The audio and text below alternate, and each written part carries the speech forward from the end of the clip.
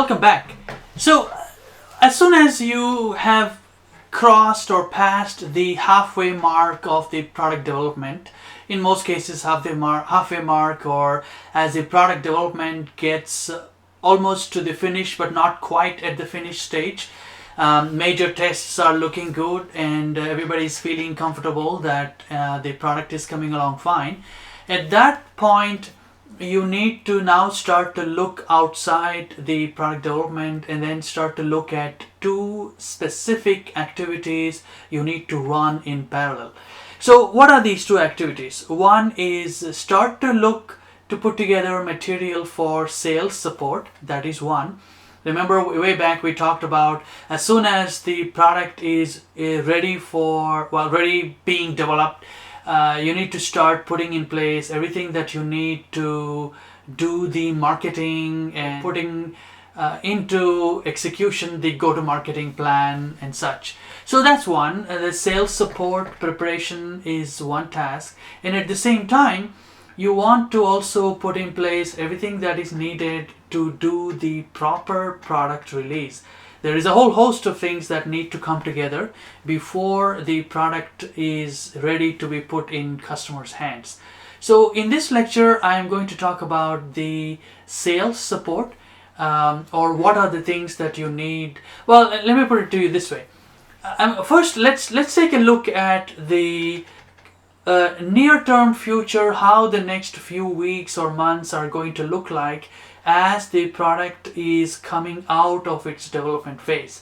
I think that way, if you have a full view of rest of the life of the product, how different phases are going to come in and what you need to be preparing for, then I think you'll have a pretty good idea of what is the goal that you need to shoot for. So here I'm showing you a chart. Basically it is there are many names for it, but product lifecycle is as good a name as anything else.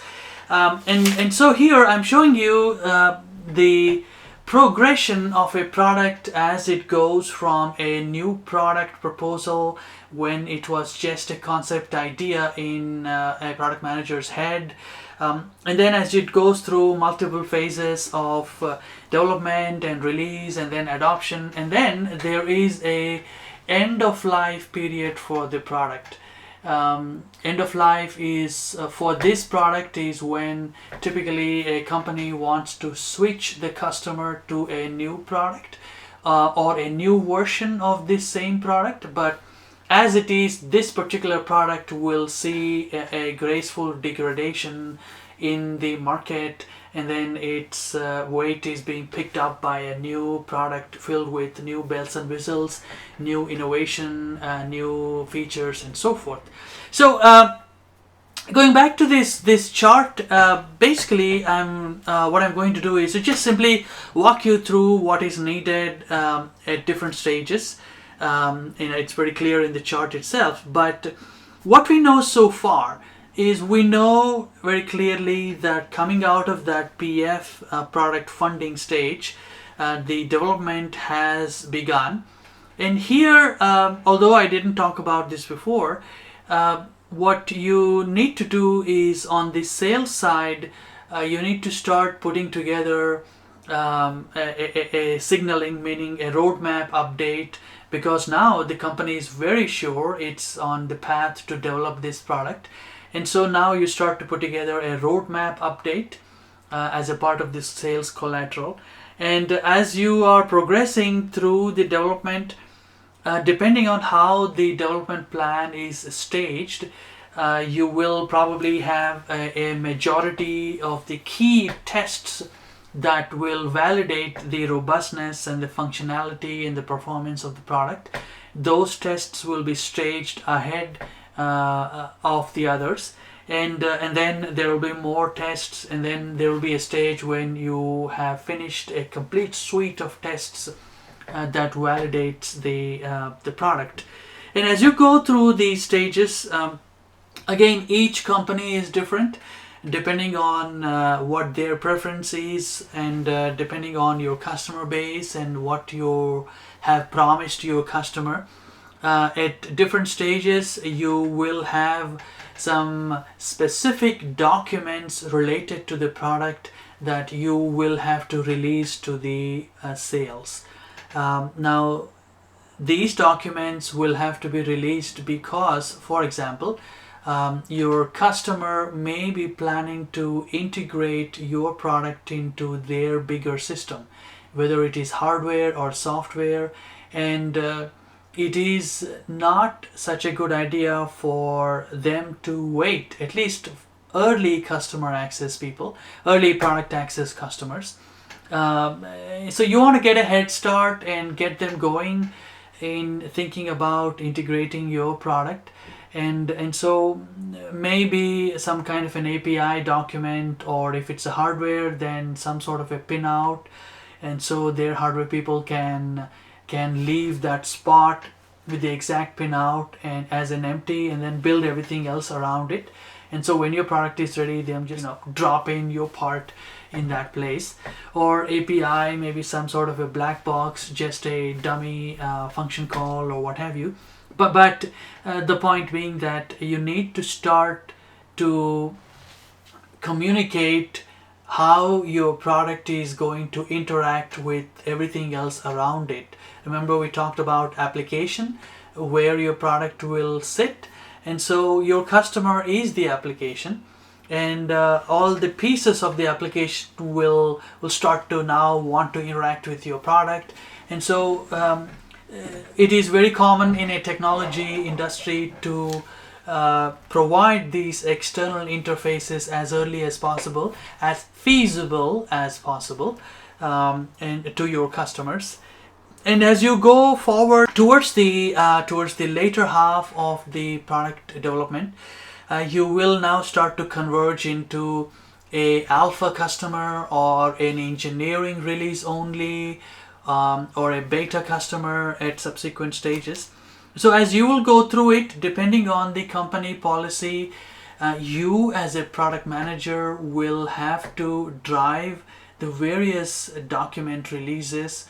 Again, early stage document or material or information release will be restricted only to some select customers. So they will not be for general release or what have you. And as you get closer to the release or the general release of the product, you are again responsible to prepare the sales team and to prepare the support team. Because the reality is that the support team is not involved in developing the product, and when the product is getting to its final shape, and when alpha or beta customers are being given access to this product, what happens? Product, like I said, will start to talk back to you, or market will start to talk back to you, in the sense that all these alpha customers, beta customers will start to report bugs. Will start to say, well, why is it acting this way, or I'm not able to do it this way or that way, am I doing anything wrong? And again, here the frontline support, perhaps a few key strategic support people will have to jump in and will have to assist the customer. And for them to be able to assist the customer, they have to know what this new product is, and so there is, as you go through the ending stages or the concluding stages of the product development, the sales and support training becomes very critical. And sometimes, of course, the key engineers will pitch in and they will help key developers, they will help the alpha customers, but you always want to make sure that the sales and support training is done properly before a general release is done, and that is almost a mandatory responsibility of a product manager or a team of product managers. So as the product development goes through its various stages, in the beginning stages, it is the product manager who controls all aspects of the product collateral, the API or initial preliminary data sheet or what have you. It's not for general release, and so he or she will, on a case-by-case basis, monitor who needs to get what. But as it goes through the phases of early beta release and then goes to the general release, the control of this material is transferred over to the sales force.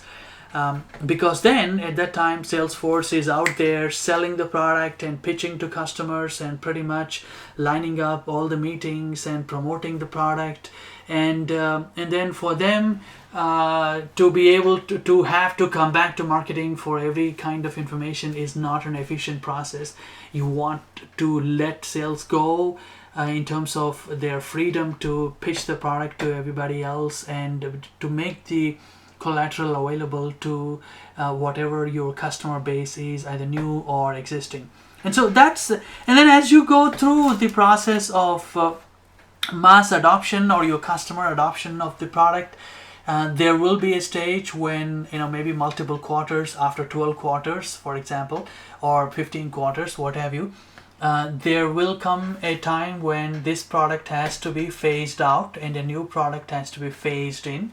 And before that happens, you as a product manager will have to now come in again, and there are some processes in place where, for example, you need to issue a last time buy notice if it is a component, electronic component or whatever component it is, if it's a hard product, or so that customer has ample time to think about switching or transitioning to your new product.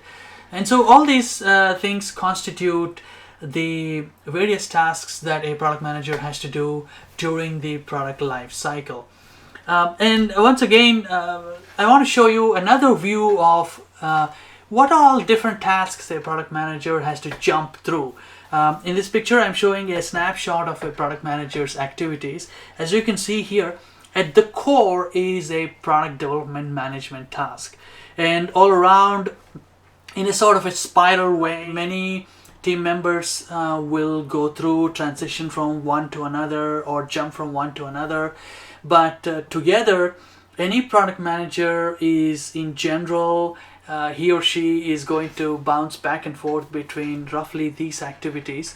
And so all around, as the product is going through its product life cycle, a product manager is also going through a various, jumping from one task to another, as I show here roughly, in his or her day-to-day activities. So what I want to do is, the next lecture, I want to jump into that specific sales collateral preparation. What makes a good sales collateral? How do you think about it? What are the things that you need to keep in mind before and during you prepare a good sales collateral? And we will talk about that next lecture. And so we'll see you in the next lecture.